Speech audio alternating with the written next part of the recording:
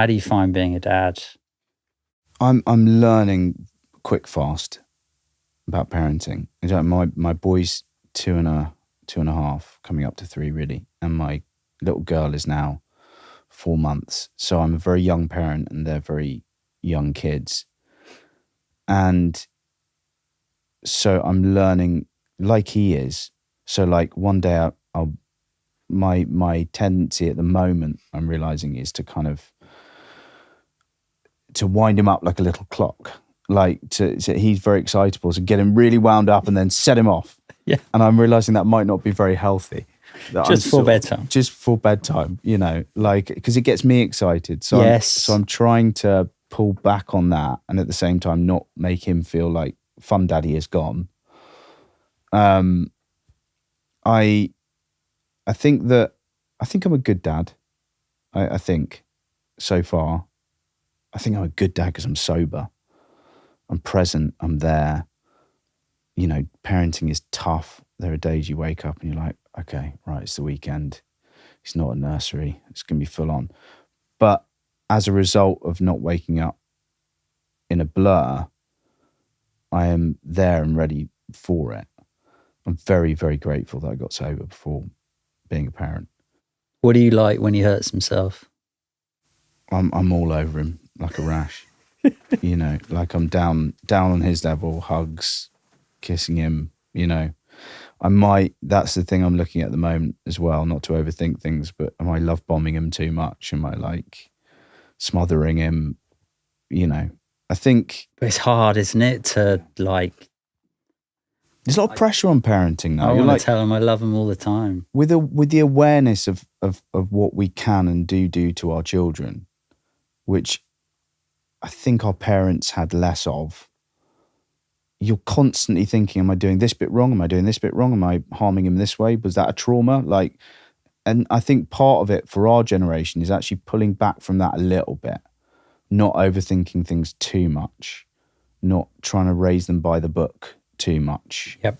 Like being yourself, as well as knowing that there is such thing as love bombing them or kind of rejecting them or whatever it is. Trying to be a kind of gentle parent, whilst also having some discipline and rules and boundaries. Like all of these things need to be taken into account. But then at the same time, you have to be you. You can't be this kind of manufactured parent. Yes, the book parent. Yeah. How do you find, or let me start another way. The anxiety I get when I've got all 3 of them and it's only me. Yeah. And I do it, and I'm on it, and I'm good, and I keep everybody as happy as I can, and everyone's fed, water, everyone's got what they need. But my God, I am exhausted, and just so anxious. Yeah, from start to finish. Yeah. How do you find it when it's just you with the 2 of them? I think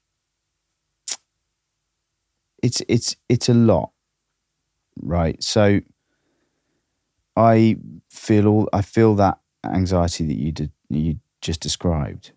Where parents get into trouble is if they try and hold on to their old lives in some way. I think you have to jump into it 2 feet first and go, this is my life. This is the new thing I've created, and I'm going to leap into that exhaustion.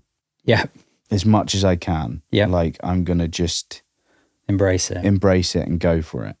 Because if you resist it, it's more tiring in some ways.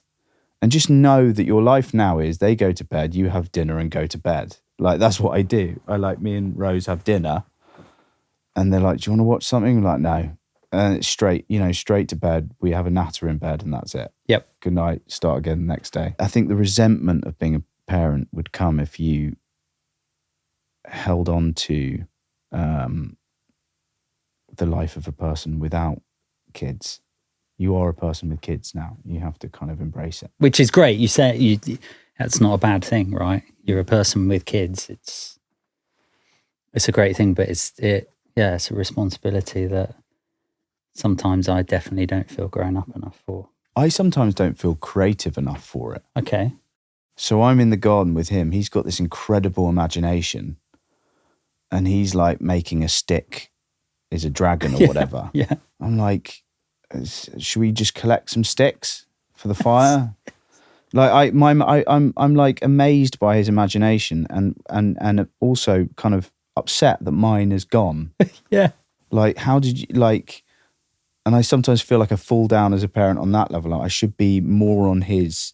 I should let him lead me through his wonderful world step and into his imagination, world, rather than my problem can be that I kind of take control. No, let's go and do this. I have this anxiety as well.